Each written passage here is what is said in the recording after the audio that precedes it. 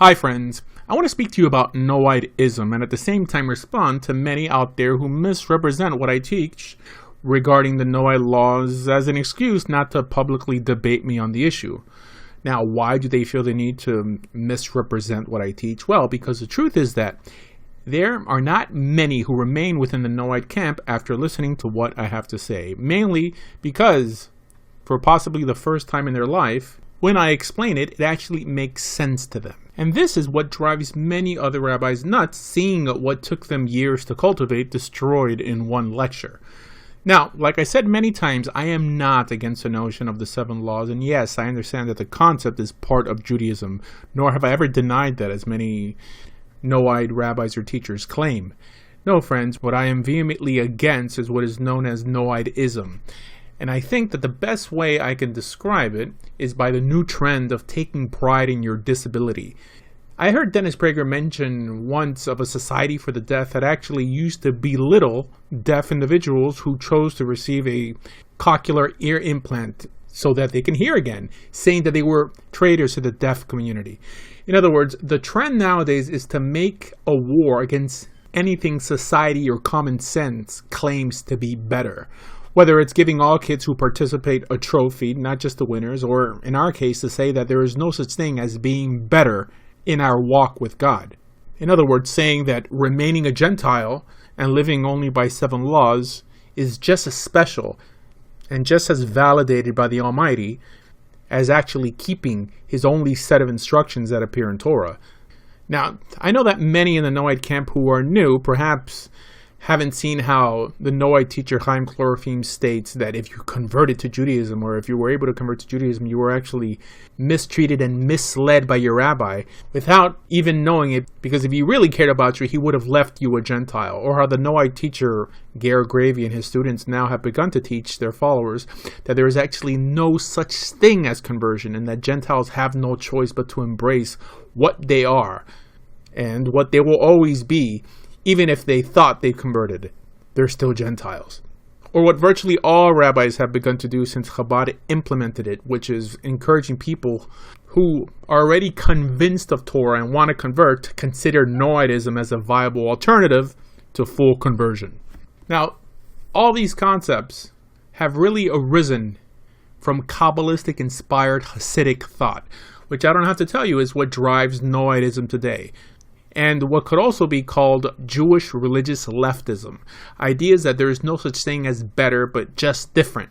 And no matter where one happens to be, that's exactly where God placed them and where they should remain. Actually, this was a slogan from the Lubavitcher Rebbe, who was one of the first to spearhead the Noahide movement about 50 years ago. That if God made you a Gentile, you should be proud of being a Gentile and remain a Gentile. Just as if God made you a Jew, you should be proud to be a Jew. In other words, with this line of reasoning, if God made you with bad vision, don't try to get glasses. All this is really summed up in one word: irresponsible. Now, let's make some distinctions, right? Fact from opinion here. What are the 7 laws of the children of Noah? And yes, even the notion of 7 laws is also opinion. Because if you didn't know already, the Talmud never decides on 7 laws, because some said 30, because some said all the laws. But anyways, the 7 laws of Noah, or the children of Noah, was a standard developed by the Sanhedrin, by the Beit Din HaGadol, the great court in Israel, to adjudicate Gentiles living on Jewish lands. This is Halakha 101, because this is how Gentiles are expected to behave when they live amongst Israel. That's it. And that's all. That is the 7 laws of Noah. And just like everything practical and legal in the Jewish world, individuals later on gave it a mystical twist and built what's called Agadah around it, folklore and legend. Now, these legends taught that God gave 6 laws to Adam and the 7th law to Noah. And some of these legends also taught that if a Gentile kept these 7 laws, believing they were given by the Almighty, that these individuals would have a share in the world to come. Folklore. Actually, there are sources that went the other way as well. What many Noahide teachers fail to tell you is that they are also put to death for breaking any one of these 7 laws. And even this notion is really just theoretical, because Bnei Noach, or Gerim Toshavim, never formally existed in the land of Israel. It was ultimately just hypothetical. And friends, you could look it up yourself. Now, yes, we had Gentiles during the Roman occupation that Josephus tells us were called God-fearers, but nowhere did it mention them embracing a standard of 7 laws. As a matter of fact, the understanding is that they kept every law with the exception of circumcision, which they failed to do for political reasons. In other words, these aren't people embracing some standard other than Torah, thinking that that in some way will please the God of Israel. And this is the main reason why there isn't much on what a Gentile has to keep and what reward he gets for keeping that in the Talmud, which outside the 5 books of Moses is where you will find authoritative ideas. The fact is that with the scraps that appear in rabbinic literature, we know that Gentiles were adjudicated by some different standard. No one agreed what that standard was. Now, there was a Tosefta that mentioned 7 laws, and that's what the Rambam made popular. The Rambam in Mishneh Torah reiterates these 7 laws. Now, the Rambam has contributed so much to the Jewish world, and this is why it's hard to study halakha, or to try to study halakha in its entirety without relying on the Rambam. So the Rambam made the notion of the 7 laws popular, and that's what people ran with. Now, why did it only become popular in around the 60s? Because, like we said, Chabad Lubavitch made it so. Why? And this is not just my opinion. Many Rebbeim attacked the Lubavitcher Rebbe because of his Noahide campaign, because they knew that the only reason he was resurrecting this idea was to feed his movement's messianic fervor. Because the understanding was that a ger toshav, basically what we call a Noahide nowadays, could not be made till the Messianic age. In other words, till Israel was keeping the Jubilee again. And this is actually how the Rambam explained it.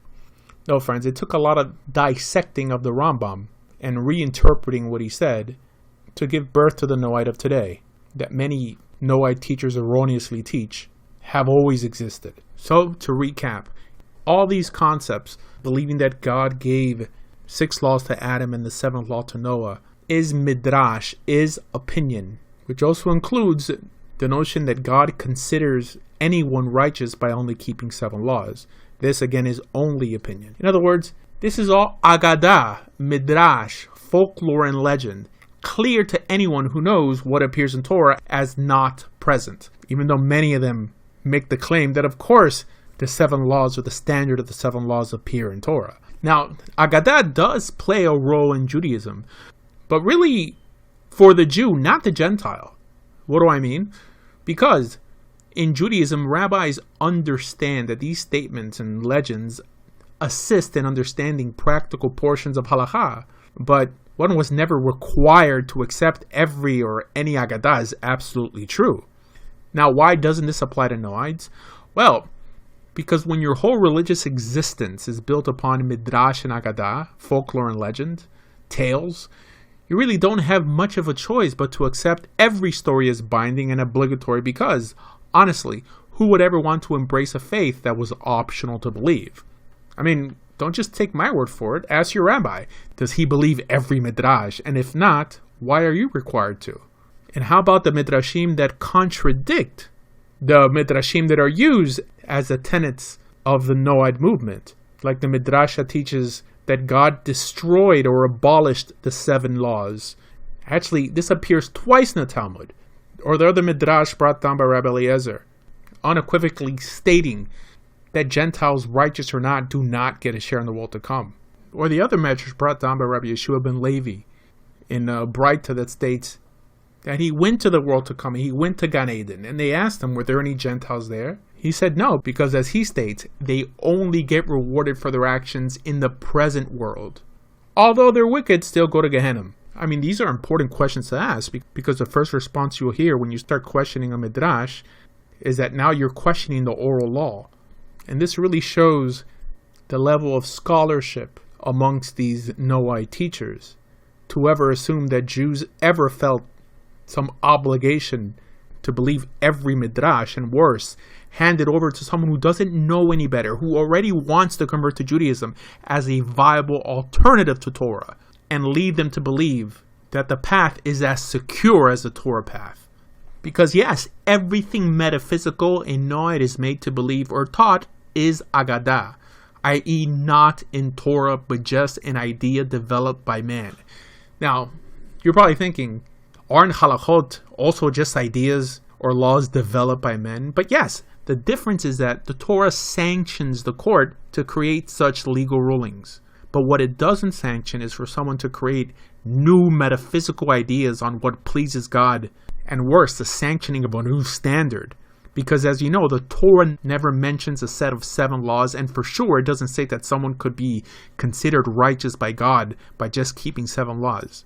I mean, just use common sense, just amongst you and I. Now, our standards are clearly not as high as the Almighty's.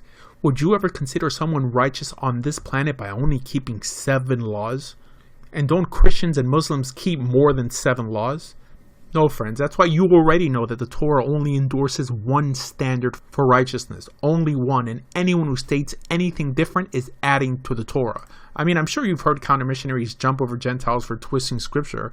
Well, doesn't that allow the Gentile to get on them for adding to Scripture? By actually trying to speak for God? Because the claim is made that al-panai means that one shouldn't have God's before God's face. But speaking for God in areas that he didn't sanction, isn't that like metaphysically adding a mouth to God's face? And this is why it's irresponsible, because rabbis are playing pilpul with Gentiles. Friends, pilpul is the hypothetical world of ifs and maybes that really doesn't affect the halakha at the end of the day, and is typically seen as more of an exercise for learning. But if you think about it, it becomes everything to the Noahide. Because from all these different opinions, agadot, midrashim, they create a theological cholent and they hand it over to the Gentile. The problem is they pick and choose what they put in that cholent, and they don't tell the Gentile all the other opinions pointing every which way. Why? Because ultimately, the Noahide movement as it exists today only exists as a ploy to keep Gentiles from converting to Judaism. And this is the truth, and I've interviewed possibly over 100 individuals on my radio show. Every rabbi, every Jew that I have interviewed where the discussion was in Noahide laws, I asked if they found out that their grandmother wasn't Jewish, would they convert to Judaism or remain a Bener Bat Noach? Everyone responded that absolutely they would convert, without a doubt in their minds. But at the same time, they're going to discourage you from converting? Have you ever asked why? Well, they'll tell you, well, because you shouldn't convert unless you're absolutely sure that you're able to keep the laws. I mean, how about Torah lo b'shamayim hi? That the Torah is not in heaven, that one should say who's able to keep such a Torah. And why don't they have this approach when doing outreach to born Jews? Simple. Because Kabbalistic and particularly Hasidic Judaism has elevated Jewish blood over ethics. And that's really what makes them irresponsible, because they don't care enough about the Gentile to guide him or her to a proper, solid path. An actual path that, for God's sake, actually has a base in Torah, something you could rely on, which is becoming a full Jew yourself through a halachic conversion. And this is why many of them refuse to discuss this publicly with people who know. And this is why they refuse to debate me. But anyways, back to the historicity of the Noahide movement. Friends, there is no source anywhere that teaches that rabbis used to spread 7 laws to anyone. Nor is there a source anywhere in Talmudic literature that teaches that the 7 laws were offered as an alternative to conversion. As a matter of fact, that's another source that teaches that when someone comes to convert, we tell them that only Israel has a share in the world to come, so that it behooves them to go the rest of the way. But I'm sure your rabbi never gave you that source in Yevamos.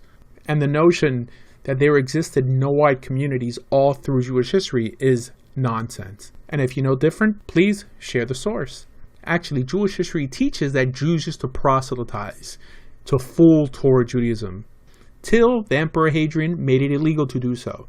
No, friends, this idea of trying to keep Gentiles from entering into the Jewish world is really post the 13th century, after the rise of Kabbalah, which eventually gave birth to the main culprit, Hasidut, which taught that Gentiles are intrinsically inferior to Jews, and that Jews are special not because what they believe and how those beliefs shape their behavior, but because of the soul residing within them.